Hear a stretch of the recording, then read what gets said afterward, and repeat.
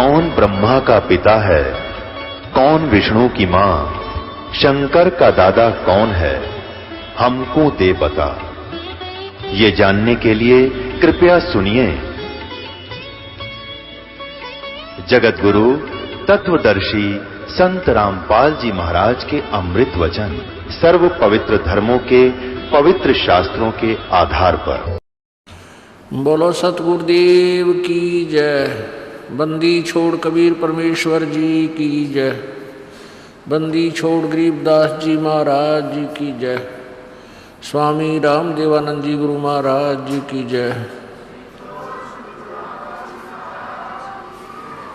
सर्व संतों की जय, सर्व भक्तों की जय, धर्मी पुरुषों की जय, श्री काशी धाम की जय, श्री छुडानी धाम की जय, श्री करौथा धाम की जय, श्री बरवाला धाम की जय। सत साहिब गरीब नमो नमो सतपुरुष को नमस्कार गुरु की नहीं। सुर नर मुनि जन साधुआं संतों सर्वस्दी नहीं। सतगुरु साहिब संत सब दंडोतम प्रणाम। आगे पीछे मज हुए तिनको जा कुर्बान। नराकार निर्विषम काल जाल भयबंधनम निर्लेपम निज निर्गुणम अकल अनुबेशोन्दनम। सोहम सुरति समापतम सकल समाना नीरतलय उज्ज्वल हिरंबर हरदमम बेपरवा अथा है वार पार नहीं मज्जतम। गरीब जो सुमरे सिद्ध होई गणनायक गलताना करो अनुग्रह सोई पारस पद परवाना। आदि गणेश मनाऊं गणनायक देवन देवा चरण कमलो लाऊं आदंत करूं सेवा। परम शक्ति संगीतम रिद्धि सिद्धाता सोई अवगत गुण अतीतम सत्य पुरुष निर्मोही जगदम्बा जगदीशम। मंगल रूप मुरारी तन मन अर्पों शीशम भक्ति मुक्ति भंडारी। सुर नर मुनि जन ध्यावे ब्रह्मा विष्णु महेशा। शेष सहस मुख गावे पूजे आदि गणेशा। इंद्र कुबेर सरीखा वरुण धर्म राय जावे। समरथ जीवन जी का मन इच्छा फल पावे। 33 कोटि आधारा जावे शेष 88। उतरे भव जल पारा कट है यम की फांसी। 33 कोटि आधारा जावे शेष 88। उतरे भव जल पारा कट है यम की फांसी। कर जोड़ूं विनती करूं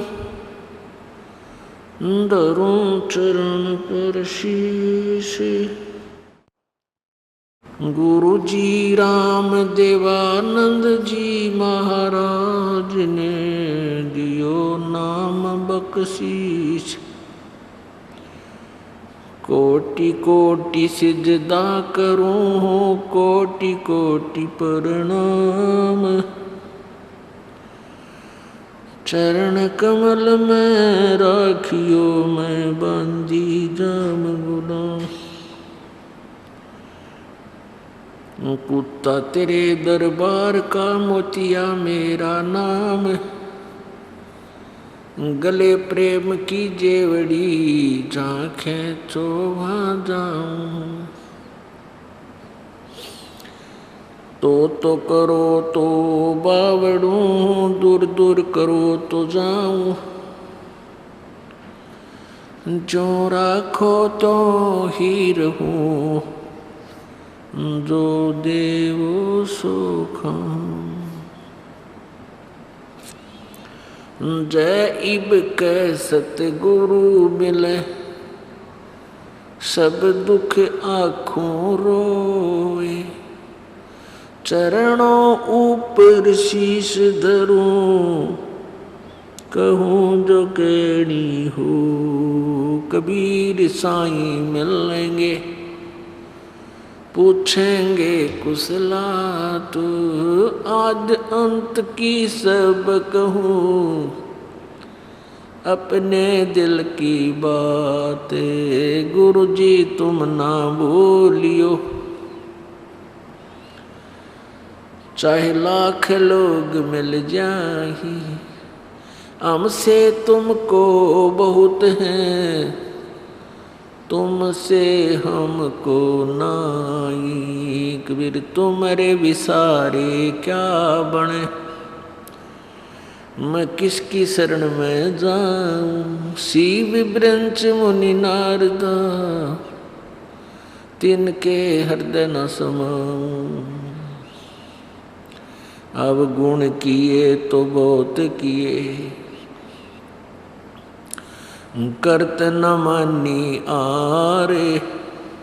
बावे बंदा बख्श दियो, बावे गर्दन उतार। कबीर अवगुण मेरे बाप जी, बख्शो गरीब नवाज। जो मैं पूत कपूत हूँ, बौर पिता को लाज। मैं अपराधी जन्म का, नख सिख बरे विकार। तुम दाता दुखे बंजना, मेरी करो संभार। परम पिता परमेश्वर पूर्ण ब्रह्म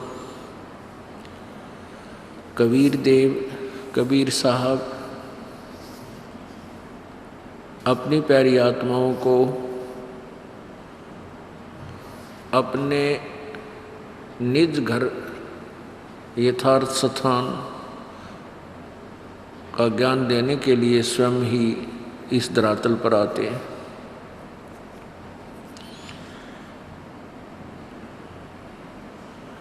वो परमात्मा उस यथार्थ ज्ञान को पुनः जागृत करता है जो काल के दूत अज्ञानी ऋषियों महर्षियों द्वारा छुपा दिया गया होता है, जनसाधारण तक नहीं जाने दिया गया होता है।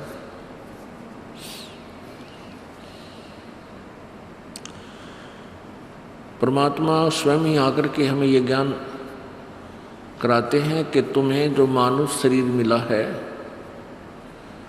इसका उद्देश्य बहुत ही अलग है जितना तुमने सोच रखा है। हमने क्या सोच रखा होता है,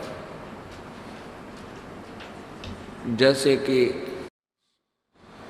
बालक होता है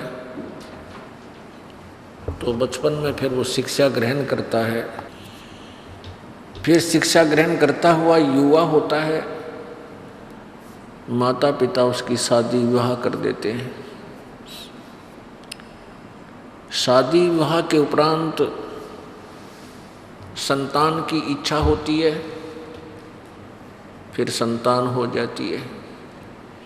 संतान की परवरिश जैसे हमारे माता पिता ने हमारी की होती है, ऐसे ही हम अपने बच्चों की परवरिश करना ही अपना कर्तव्य मान लेते हैं।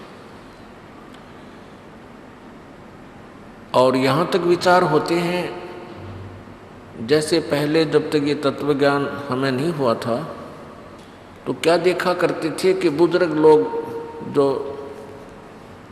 बड़ी आयु के होते थे, 60-70 वर्ष जिनकी आयु हो जाती है, वो बैठकर आपस में चर्चा करते थे कि भी हमारे 2 लड़के हैं, 2 लड़की, उनके संतान है, सभी को भगवान ने बेटा बेटी दे रखे और सबकी हमने विवाह शादी कर दी, हमारा जीवन सफल हो गया, परमात्मा बेशक ठाले, अर्थात हमारी भले ही मृत्यु हो जाए, हमारा काम पूरा हो गया मनुष्य जीवन का।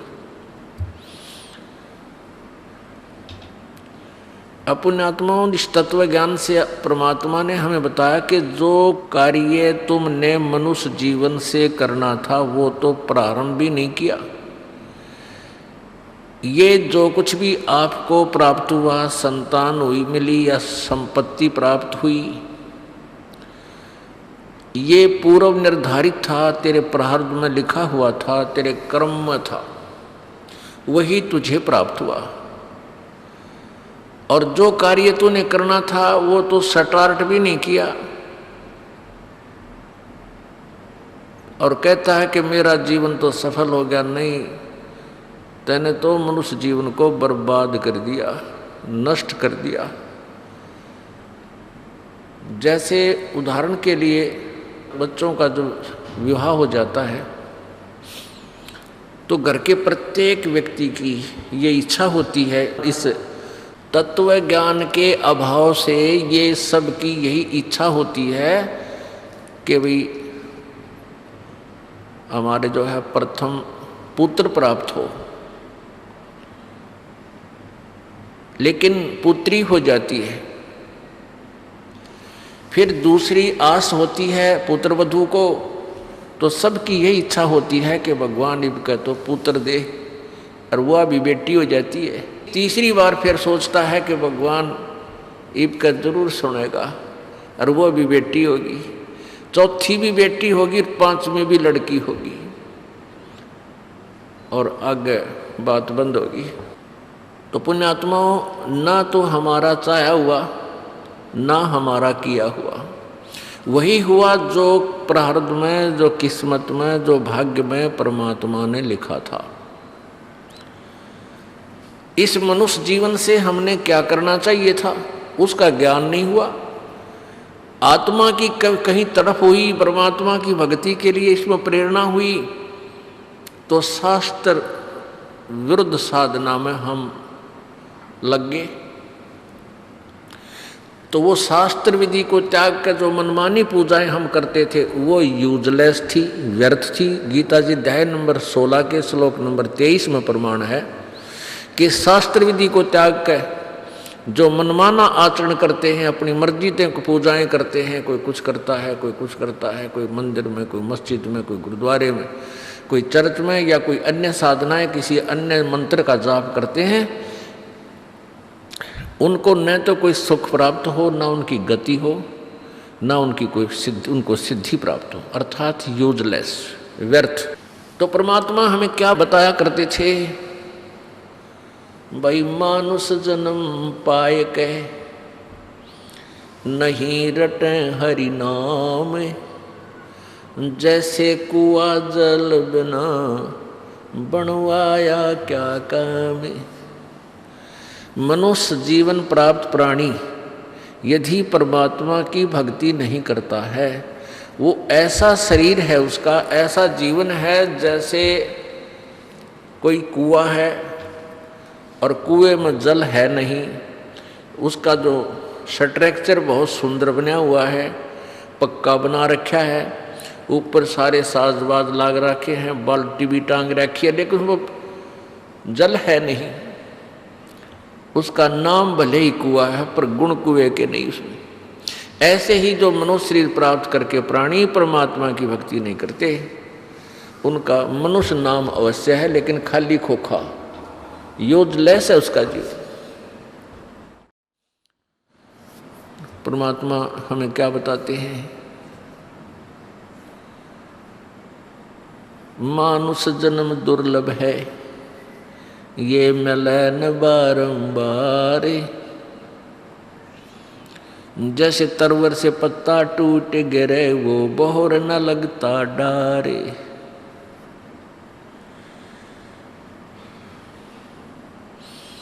बंदे तू कर बंदगी जैसा वह दीदारे, अवसर मानुष जन्म का भाई मिले न बारंबार।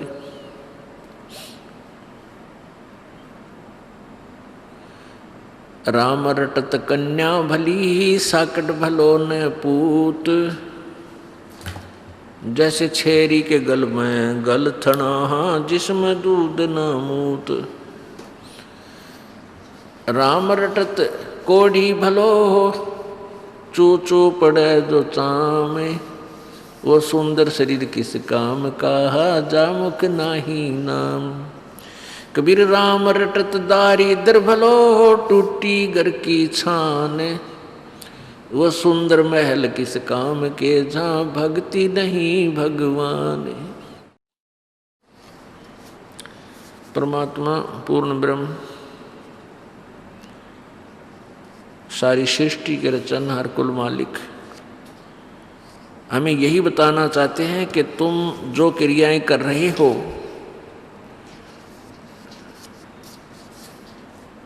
ये तुम्हारी मनुष्य जीवन के पूर्ण कार्य नहीं है।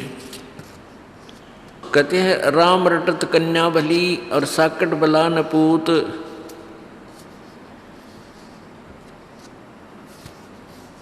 परमात्मा कहते हैं कि हमें परमेश्वर पूर्ण परमात्मा की सच्ची भक्ति यानी अपनी महिमा वो आप पर सुनाने के लिए आते हैं।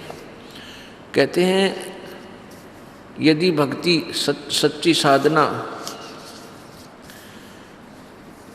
लड़की करती है, बेटी करती है, वो उस साकेट पुत्र से 1000 गुना अच्छी है जो परमात्मा की साधना नहीं करता। और वो लड़का जो परमात्मा की भक्ति नहीं करता वो माता पिता के लिए ऐसा सिरदर्द है, ऐसा वजन है जैसे बकरी के गल में एक थन जैसा खालड़ा लटका करे। बकरी के गले में एक थन के आकार का एक व्यर्थ में वैसे ही आगे एक चाम लटकता रहता है।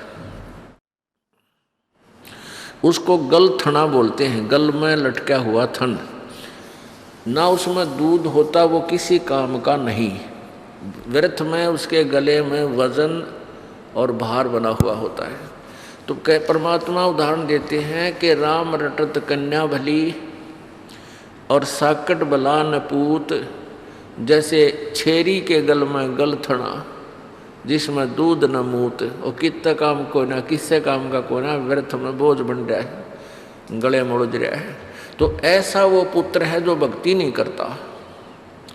पुण्यात्माओं भक्तिहीन प्राणी पे उसके संस्कार के जो पाप कर्म होंगे उनके दुख आवेंगे। और पाप कर्म युक्त प्राणी सत्संग के चर्चा सुनाने से भी नहीं सुनता। जिसके पाप अधिक होते हैं वो परमात्मा के वचनों को सुनना पसंद भी नहीं करता। माता पिता ने उपदेश ले रखा है और वो समझाते हैं कि बेटा जा नाम ले, तू भक्ति कर, हमारे साथ चल सत्संग में, और वो नहीं आता है तो इससे सिद्ध है कि उसके ऊपर उसके पाप कर्मों का जबरदस्त प्रभाव है।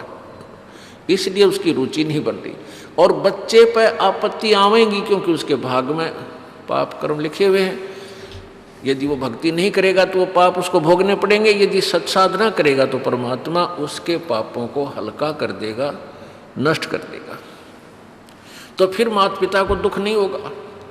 अब उस भक्तिहीन बच्चे पर उसके कर्म की मार आवेगी और भक्ति पर लगे हुए माता पिता भी उसके दुख में स्वाभाविक चिंतित होंगे।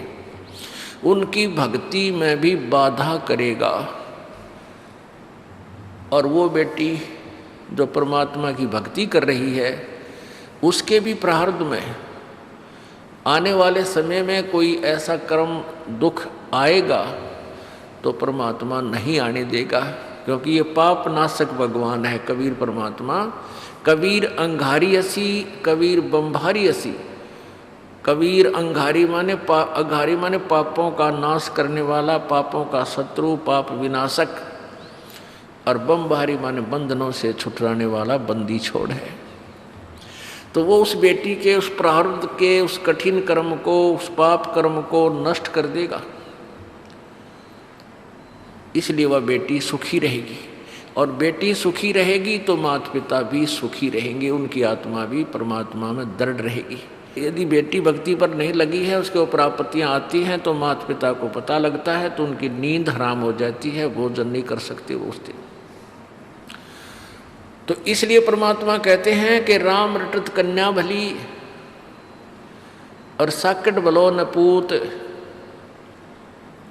जैसे छेरी के गल में गल थना जिसमें दूध न मूत।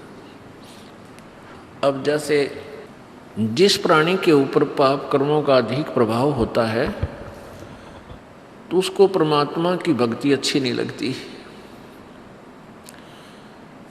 कबीर पिछले पाप से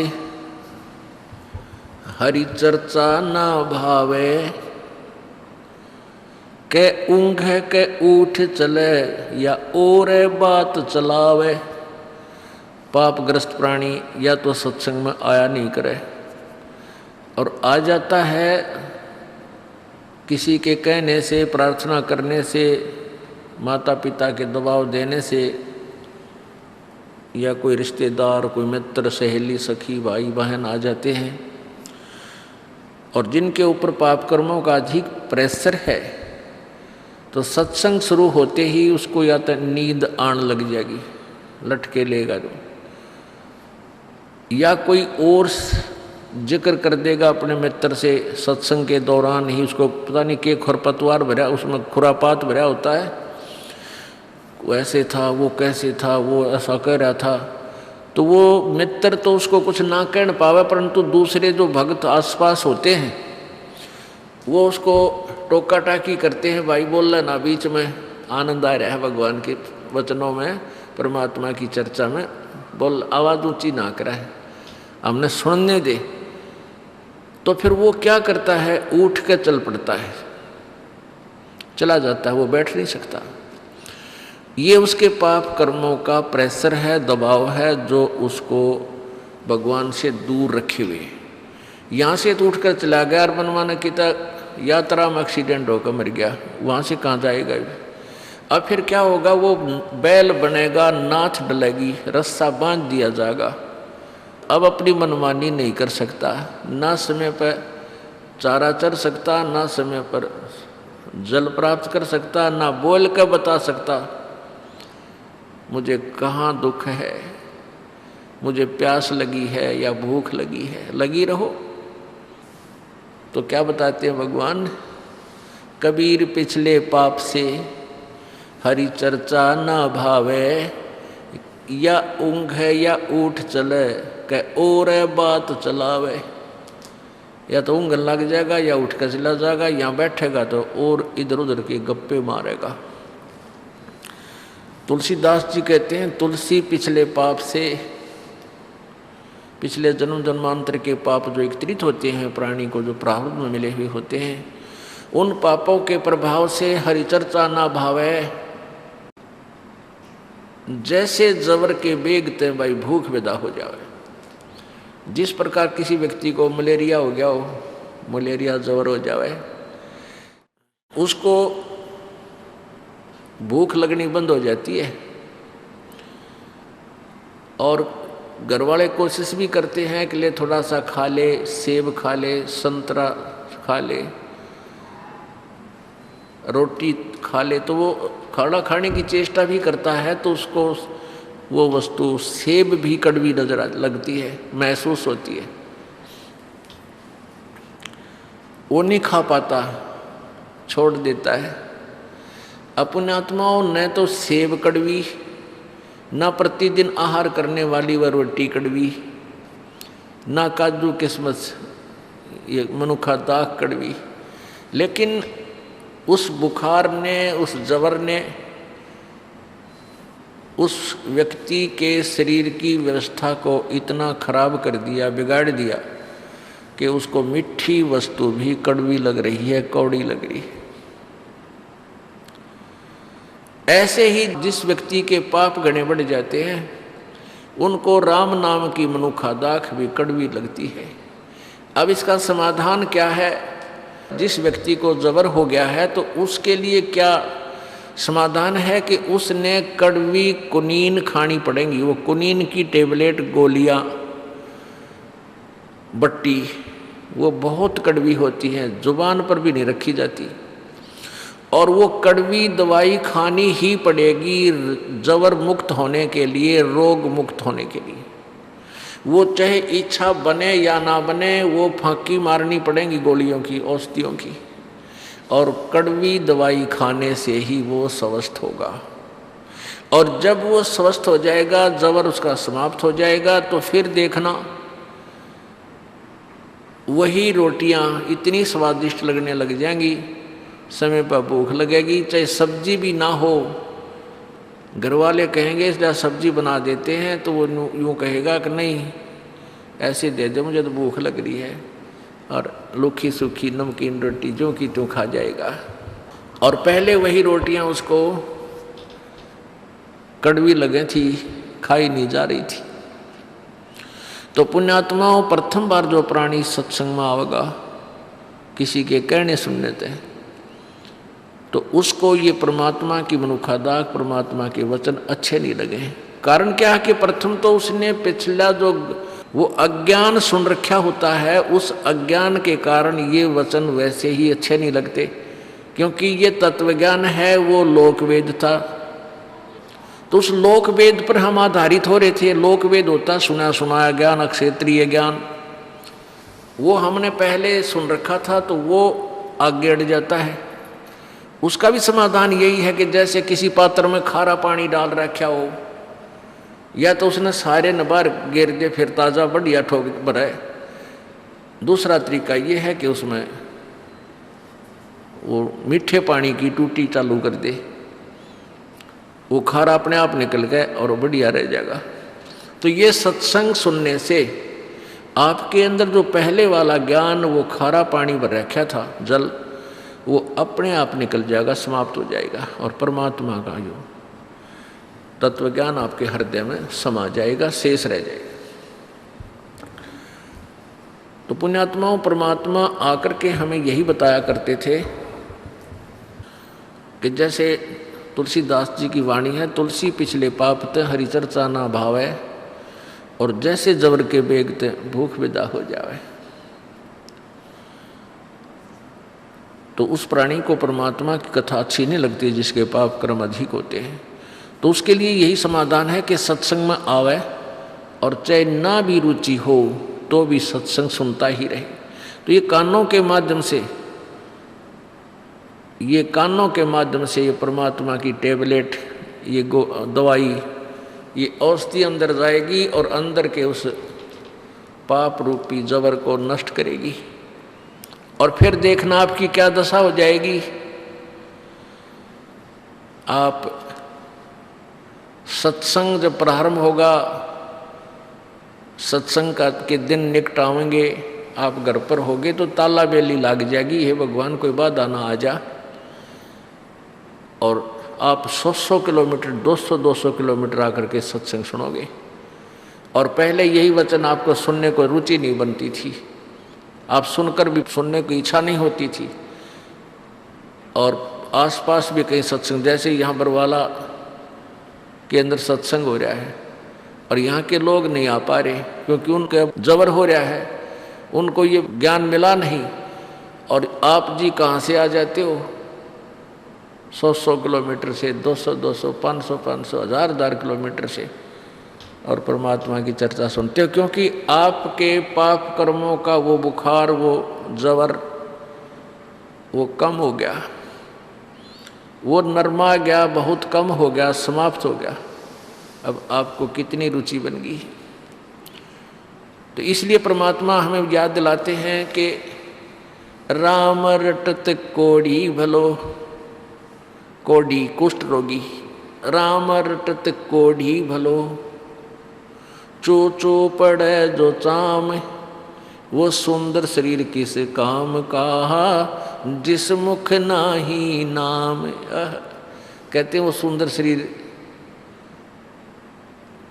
किस काम का जिसमें परमात्मा की चर्चा नहीं है। और राम रटत एक रोगी, कोढ़ सबसे मतलब घृणित रोग है कोढ़। कहते हैं कोढ़ी भी अगर भक्ति कर रहा है तो सुंदर शरीर वाले से असंख्य गुणा पुण्यभागी है। क्योंकि जो आज स्वस्थ है, आज खूब पैसे हैं, बढ़िया व्यवस्था है, अच्छी कोई पोस्ट प्राप्त है या धन संपत्ति, संतान बहुत अच्छी है, तो वो पिछले पुण्य है उस प्राणी के। और एक दिन क्या होगा कि वो पुण्य नष्ट हो जाएंगे। जैसे पहले आपने अपने मोबाइल फ़ोन की या वैसे इन्वर्टर की बैटरी आपकी चार्ज है, तो वो बैटरी चार्ज है और फिर चार्जर उस पर लगा नहीं रखा, तो जब तक वो बैटरी चार्ज है उससे पंखे भी चलेंगे, बल्ब भी जग रहे होंगे, ट्यूब भी जग रही होंगी और आपका काम खूब चल रहा है और आपको कोई परवाह नहीं, आप निश्चिंत हैं।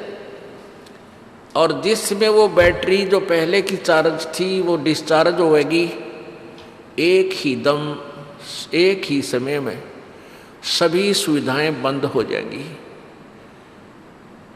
तो ऐसे ही पुण्यात्माओं, जो पुण्यात्मा पिछले पुण्यकर्मी प्राणी हैं उनको आज संतान भी अच्छी है, उनकी अच्छी व्यवस्था भी होगी है, विवाह शादी भी अच्छी जगह होगी है और साथ में उनकी नौकरियां बिजनेस भी ठीक हो गए हैं, तो वो पुण्यकर्मी प्राणी हैं। लेकिन यदि वो साधना नहीं कर रहे हैं तो अपने पुण्यों को वो नष्ट कर रहे हैं। वो तो होने ही है, वो नष्ट तो वो तो प्रयोग होने ही है। और भविष्य में उन्होंने चार्जर नहीं ला रखा, भविष्य की साधना नहीं करे। यदि कोई भक्ति कर भी रहा है और शास्त्र विधि रहित कर रहा है तो भी यूजलेस है। और जो एक गरीब व्यक्ति है, राम रटत दारिद्र भलो, टूटी घर की छान, वो सुंदर महल किस काम के, जहाँ भक्ति नहीं भगवान।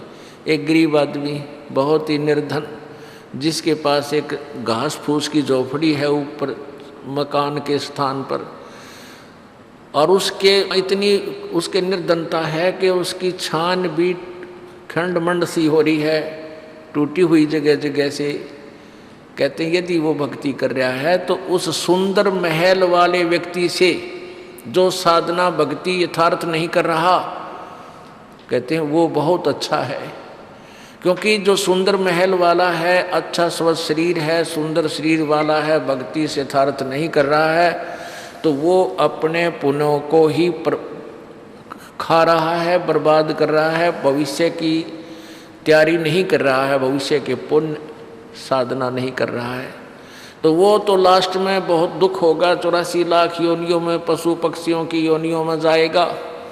और जो आज गरीब व्यक्ति है उस इतना कि उसके मकान भी ढंग का को नहीं और कोर्ट भी लाग रहा हो किसी को, कहते हैं वो अपने भविष्य की भक्ति कर रहा है। और परमात्मा की भक्ति से रोग भी दूर होता है, दारिद्र भी, यानी ये टोटा भी दूर होता है। तो एक दिन वो बात भक्ति कर रहा है जो गरीब और दुखी व्यक्ति, एक दिन वो तो सुखी होगा। और जो आज सुखी नजर आते हैं, जो भक्ति यथार्थ नहीं कर रहे हैं, वो महादुखी होंगे। पुण्यात्माओं, सत्संग में आने से हमें पता लगता है कि हम जो क्रिया कर रहे थे ये कैसी थी, ये कहाँ तक ठीक थी। क्योंकि हम जब तक सत्संग में नहीं आएंगे, परमात्मा के तत्व ज्ञान को नहीं सुनेंगे, तो हम अपने कर्मों को, चाहे कोई शराब पीवे है, चाहे कोई हुक्का पीवे है, तम्बाकू प्रयोग कर रहा है, और चाहे कोई डाके मार रहा है, कोई चोरी कर रहा है, कोई और बकवाद करता है, चाहे कोई कसाई का काम करता है, तो उस काम को बुरा नहीं मान रहा हो। यदि उसने बुरा मान रखा हो तो उसने करे को ना, उसी दिन त्याग देगा। तो उसने उस काम, जो कर्म को वो कर रहा है, उसने अच्छा मान के कर रहा है। लेकिन अच्छे और बुरे का तो परमात्मा के विधान की तुलना से पता चलेगा। परमात्मा के विधान का ज्ञान होगा सत्संग में आने से, और वो भी केवल सतलोक आश्रम बरवाला में आने से। अन्य सत्संगों में ये ज्ञान आपको नहीं मिल सकता। पुण्यात्माओं, समस्या यही आई हुई है कि जो भी पुण्यात्मा पहली बार इस ज्ञान विचार को सुनता है, वो ये सोचता है कि ये रामपाल अपने आप को महाविद्वान मान रहा है और अपने बराबर किसी ने नहीं समझता। ऐसी कोई बात नहीं है। लेकिन इतना ये दास दावे के साथ कह सकता है कि तत्व ज्ञान इस पृथ्वी पर, इस ब्रह्मांडों में नहीं है, जो दास के पास है। और कुछ दिन में आप भी इतने सियाणे हो जाओगे, बुद्धिमान हो, इस ज्ञान से इतने परिपक्व हो जाओगे कि आप भी तुलना करने लग जाओगे। ये वचन जो आज आपको कड़वे लगे हैं, एक दिन आप आंखों में आंसू बहाकर कहोगे कि फिर संत ठीक कह रहा था। परमात्मा भी कहा करते थे, जैसे गोरखनाथ जी से प्रभु ने कहा था कि तेरी साधना गलत है, तू ऐसे ऐसे काल के जाल में है। गोरखनाथ जी ने कहा था कि तुम मेरा वचन मोए कड़वा लगे, तो परमात्मा ने कहा था कड़वा लगे सो मीठा होई, हमारी बात पतिज जोई, कि आज तुझे जो कड़वा लग रहा है ये मेरी बात पर विश्वास करेगा तने मीठी हो जाएगी ये बात। यही तो पुण्यात्मा जो सत्संग है, ये इसलिए हमारा ज्ञान जो है आपको एकदम खटकता है कि आपने पहले अज्ञान भर रखा अपने अंदर सारा। इन नकली संतों ऋषियों महर्षियों की वो शास्त्र विरुद्ध अनुभव की पुस्तकें पढ़ रखी हैं और वो उनके विचार सुन रखे हैं, जिस कारण से आप जी को इस यथार्थ ज्ञान भी एक बार गलत महसूस होता है।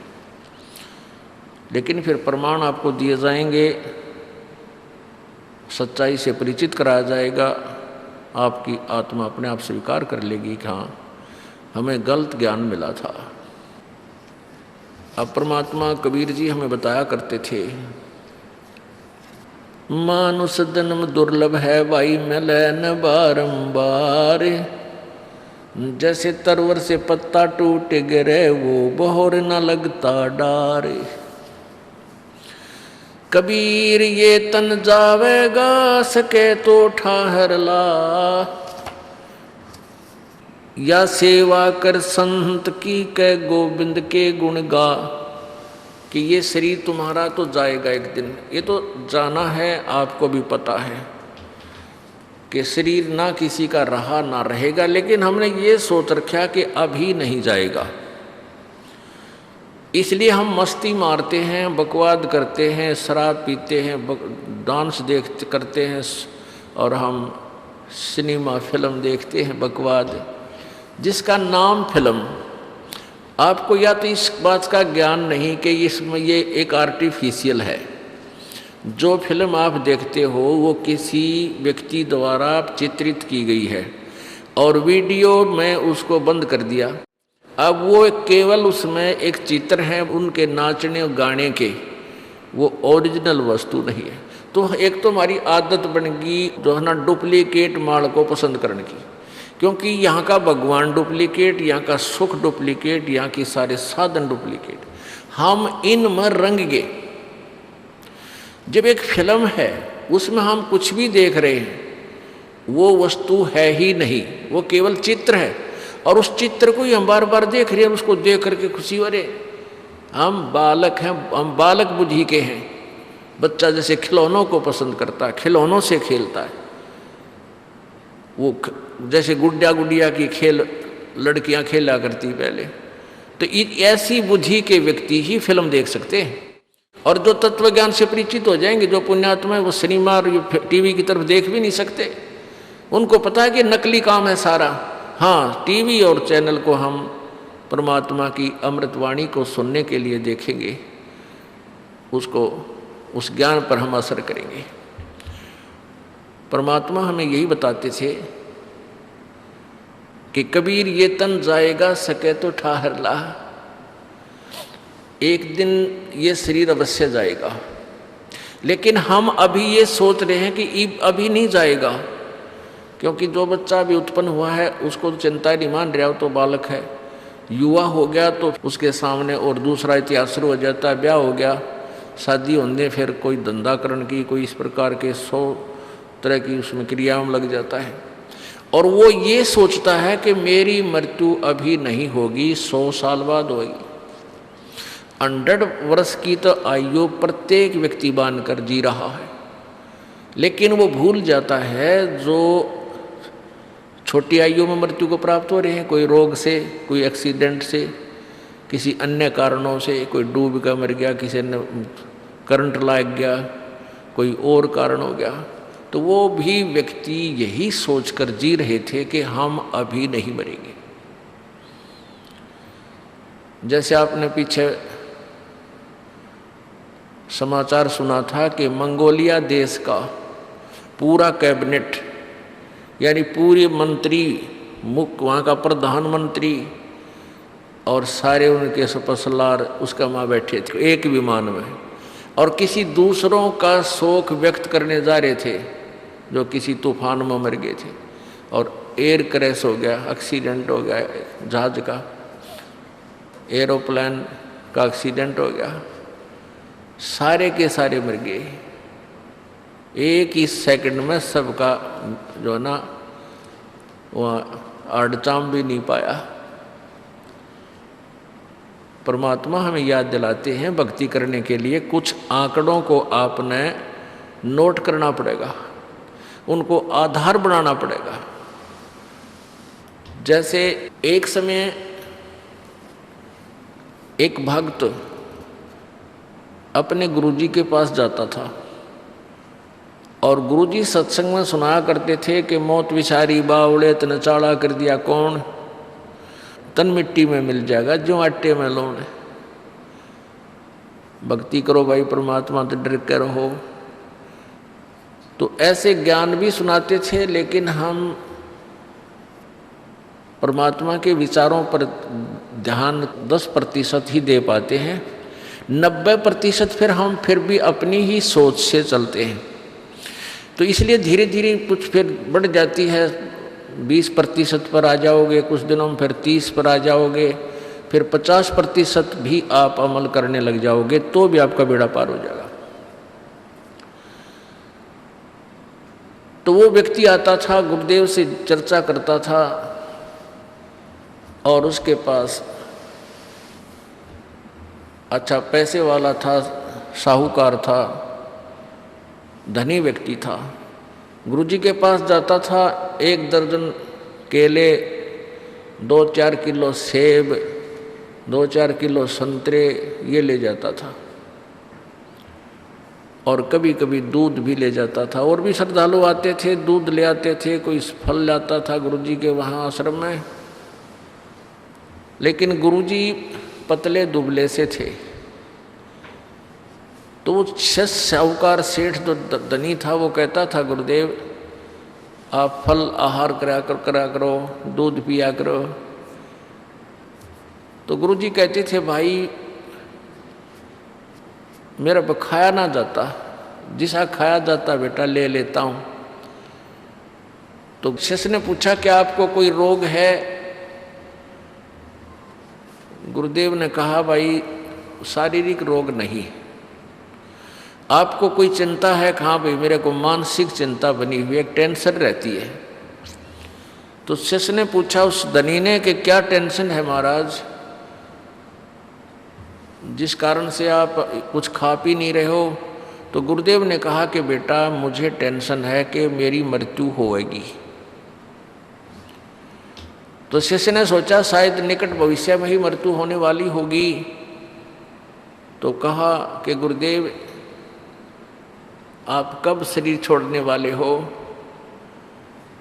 तो गुरुदेव ने कहा बेटा अब उस समय गुरुदेव की आयु 40-42 वर्ष की थी।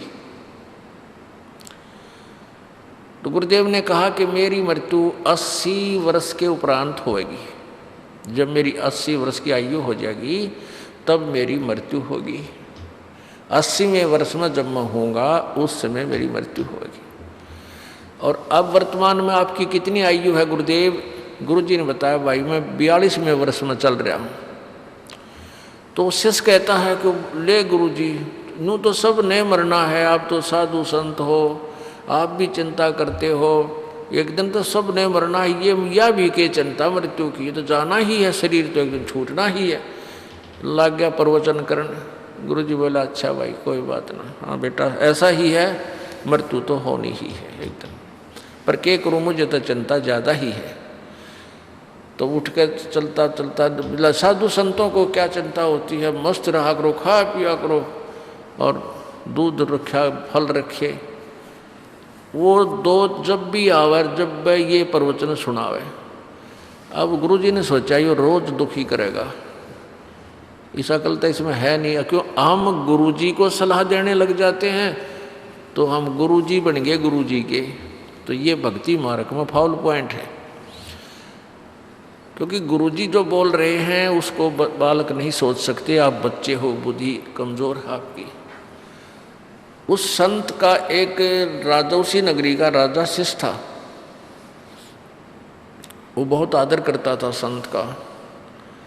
तो उस राजा से उस संत ने कहा कि आप उस एक सेठ है आपके यहाँ बाजार में, यो नाम है उसका, उसको आप किसी केस में झूठा केस बना के और सज़ा सुना दो, लेकिन मारना नहीं है उसको, केवल एक लीला है या मैं कहूँ ऐसे करता रहे।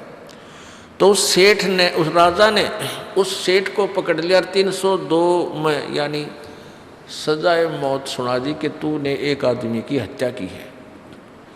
और वो सेठ नट रोवर बेगन करे पर कोने सुने, उसको 300 यानी सजाए मौत सुना दी। पहले मौत, हत्या के बदले सजाए मौत होती थी। और 1 महीने का समय धर दिया, 14 का, चतुर्दशी यानी किसी महीने की जो है ना चतुर्दशी को रख दिया। उस चतुर्दशी को इसको सूली तोड़ा जाएगा, फांसी। और गुरुजी ने ये कहा था कि जब इसको कहीं बंद करो कोठड़ी में, कैद में इसको रखो, तो इसके पास दूध के पात्र भरे हों, 5-4 किलो दूध रखा रहे, और सेब संतरे काजू किशमिश बहुत संख्या में इसके पास होने चाहिए। तो राजा ने अपने गुरुदेव के आदेश अनुसार जिस कोठड़ी में, जिस कैद में, जिस अलग से कमरे में उसको बंद कर रखा था, उसमें दूध और सेब संतरे नारे नारे अलग अलग टोकरियाँ में धर रखे, रोज़ ताजे बदल दे। जब रह लिए 4 दिन उस 14 के, अबू लाला जी अच्छा मोटा तगड़ा सेठ थी, सूख के कति अस्थि पिंजर हो गया उसका। अब वो गुरुजी गए उस जेल में, वो कोठड़ियाँ बनी हुई थी लाइन में, आगे लोहे के सरिया के वो लगे हुए थे गेट। महाराज जी जा रहे हैं, उस सेठ ने पता लग गया कि तुम गुरुजी गए, आवाज़ लगाई, गुरुजी गुरुजी, हे महाराज जी नमो नारायण, हे महाराज जी राम राम। महाराज जी को तो पता था कि बोल लगा, मैंने देखते आवाज़ लगा होगा, पता लग जाए कौन सी में फिट हो रहा है हमारा भगत। तो उसने, गुरुजी ने ऐसे करके देखा, अरे कौन है भाई, कि कौन है जो मुझे याद कर रहा है, बोल रहा है। कहने लगा जी मैं वो आपका भगत है, फलाना राम है। गुरुजी ने ध्यान से देखा, ने बोला भाई तू तो बहुत कमज़ोर हो गया बेटा, क्या बात होगी। कहने लगा जी मेरे को झूठे केस में फंसा रखा है, मैं भगवान की कसम खा के कहूँ मैंने कति मानस नहीं मार रखा, और मेरे को 14 को हे भगवान 4 दिन रह गए, मैंने सजा सुनावेंगे। महाराज जी बोले भाई रोट कि मैं खाना खूना नहीं खाता, तो बहुत वीक हो गया रहे, ये सेब संतरे दूध खाया नहीं करे, तू बहुत कमज़ोर हो गया। अब महाराज जी मुँह की तरफ भी ना करा जाता, कति रुचि है नहीं बनती, मन तो 14 दिखा है 14 से। परमात्मा बोले भाई खाया पिया कर कोई बात ना, मरना से बेटा सब ने एक दिन मौत आनी है बेटा, मौत की भी क्या चिंता रहे भले आदमी, तू मेरे तन्यों क्या करता। महाराज जी खाओ पियो मौज करया करो, और मौत या तानी है सबकी, तो बेटा 14 तो सबकी आनी है, क्यों चिंता कर रहा तो। हे महाराज जी कति बचा लो मर गया कति छोटे बालक से। तब गुरुदेव ने कहा बेटा जैसे तुझे या 14 दिखाई देती है और तेरे कलेजा बाहर ना रहना, ये खाने दिल करता ना कि मैं पीने को दिल करता, ऐसे ही मुझे 80 साल 80वां वर्ष दिखाई दे रहा है कि वो दिन आवेगा। इसलिए मैं अपने मालिक ने याद गणा करता हूँ, मुझे बकवाद अच्छी ना लगती। जैसे आज तुझे यहाँ कोई राग निकाल लो, चाहे फिल्म चला लो और चाहे कितने डांस कर लो, तेरी रुचि नहीं बन सकती, या कहाँ जी नहीं बन सकती। जब राजा को बुलाया, छोड़ दे तो हमारा भगत है, यू गलती नहीं कर सकता। वो तो उनकी बतलाई हुई बात थी, राजा ने बरी कर दिया और चरण पकड़े। परमात्मा बोले ईब सुना क्या हाल है तेरा, अगजी कति ना तो 2 नंबर का काम करूँगा हैं, और कद्दे भी मिलावट नहीं करूँगा, इतनी तो मैं गलती बहुत करूँ था। तो बेटा तेरे को सुधारना भी था, तो आवे था, चलो दान कर गया, उसके बदले धन दे देता भगवान, तो तू दूना माच रहा था और नरक में जाना था तुझे, और ऐसे याद रख, ना विरापत्ति किस कारण से कब से आ जाए तेरे ऊपर, और मालिक की शरण में रहेगा तो बचाव बनेगा। तो परमात्मा हमें क्या बताया करते थे, कबीरा ये तन जावेगा और सके तो ठाहर लाए, या सेवा कर सतगुरु की, एक सेवा कर सतगुरु की और गोविंद के गुण गाए। कहते हैं ये तन तो जावेगा, मृत्यु होगी, अवश्य होगी, ना कोई रहा इस शरीर में ना ही रह पावेगा, क्योंकि ये गंदा लोक है, ये रहने का स्थान नहीं है। ये इसलिए शरीर आपको दिया गया है कि इस मिट्टी से आप सोना बना सकते हो, इस मिट्टी से। इसमें राम सतनाम का बीज बीज के और धर्म आदि ये पांचों यज्ञ की सिंचाई करके आप इसे मोक्ष रूपी ये फल प्राप्त कर सकते हो। यदि ये नहीं कर सके तो ये यूजलेस है, ये मिट्टी में मिट्टी एक दिन मिल ही जानी है। फिर क्या है कि परमात्मा कबीर जी कहते हैं कि कबीर ये तन जावेगा, सके तो ठाहर ला। ठाहर क्या होता है, एक सपोर्ट। जैसे पहले पुराने समय में हमने देखा घर कच्चे होते थे, मकान कच्चे मकान थे, मिट्टी की ईंटों से बने हुए, ऊपर से मड प्लास्टर होता था, यानी गारा का प्लास्टर कर दिया करते थे, और उसमें ऊपर कड़ी होती थी, कड़ी लकड़ी, इसकी काठ की लकड़ियाँ की कड़ी होती थी, छोटे छोटे वुडन बैटन बोल रहे हैं जिसको, और एक सतीर होता था वुडन बीम। तो कई पुराने मकानों में वो बीम जो होता था सतीर, वो क्रैक हो जाता था, और उसके नीचे क्या करते थे वो घर वाले, एक और मोटी कड़ी, मोटी बली बोले हैं, बड़ी, ये जैसे बल्ली बोले हैं, बल्ली, ऐसी मोटी बल्ली, और नीचे एक प्लेटफार्म सा बना के या कोई पत्थर उत्थर मजबूत रख के जमीन पे, और उस बल्ली ने उसके नीचे सपोर्ट दे देते थे। जहाँ से वो क्रैक हो गया, वो सतीर जहाँ से टूटने वाला था, गिर जाना था, उसने सारी छत गिर जानी थी, मकान गिर जाना था, तो उस एक ठाहर ने, उस एक सपोर्ट ने, उस बल्ली ने उस सतीर को सहारा दे दिया, वो गिरा नहीं, टूटा नहीं। और वो बल्ली से बनवाने 20 वर्ष निकल जाए उसके, वो छातनियों की न रुकी।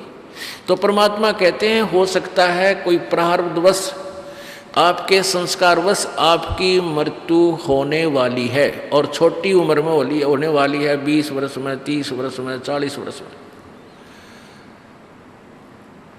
यदि आपने परमात्मा की शरण ग्रहण कर रखी है, कबीर परमेश्वर की, तो वो परमात्मा आपकी इस जीवन को ठाहर बन जाएगी। वो परमात्मा की भक्ति आपके इस जीवन में उस मृत्यु होने वाले समय में ठाहर बनेगी, वो सपोर्ट बनेगी, बल्ली का काम करेगी, और फिर मनमाना आप 20 साल 30 वर्ष और जीवित रह सकते हो। तो परमात्मा कबीर जी कहते हैं, कबीर ये तन जावेगा, सके तो ठाहर लाए, एक सेवा कर सतगुरु की और गोविंद के गुण गाए। यानी इसको रोकने के लिए, इस जीवन को उस आगे एक्सटेंशन भी चाहता है, तो परम संत की शरण में आ सेवा कर। यानी सेवा का तात्पर्य है कि उसके जैसे भी वो आदेश दें उसी प्रकार सत्संग सुन, यहाँ आकर के दान पुण्य जिसा तेरे हाथ से बनाकर, और भक्ति जो उसने उपदेश दिया है सच्चा, उसका जाप करो। इससे तेरी आयु भी एक्सटेंड हो जाएगी। अब जैसे ये ज्ञानहीन व्यक्ति थे, जिन्होंने भक्ति का ज्ञान नहीं, परमात्मा को पहचाना नहीं, ऋषि महर्षि की पदवी पा गए, उन्होंने पूरे समाज को उल्टा घुमा दिया। अब जैसे कोई व्यक्ति दुखी है, संस्कार के यानी पाप कर्म, देखो पुण्य से सुख होता है प्राणी को और पापों से दुख होता है, अंडरस्टूड है, ये तो प्रत्येक ने बेरा है। जो आदमी घना दुखी हो जाता है तो अपने आप कहता है बुद्धिमान व्यक्ति कि भाई मैंने पिछले जन्म में घने पाप कर रखे, मैंने पिछले जन्मों में घने दोष कर रखे, अपराध कर रखे, आज मेरे ऊपर आपत्ति पर आपत्ति आ रही है, मेरा राम रूस गया। और जिसके सब सुख हैं, अच्छी व्यवस्था है, बच्चे भी ठीक हैं, पूरी संतान संपत्ति है, तो आम व्यक्ति भी नो क्या करें भाई, ये तो घना पुण्यकर्मी प्राणी है, यानी घने अच्छे कर्म कर रहा है पिछले जन्म।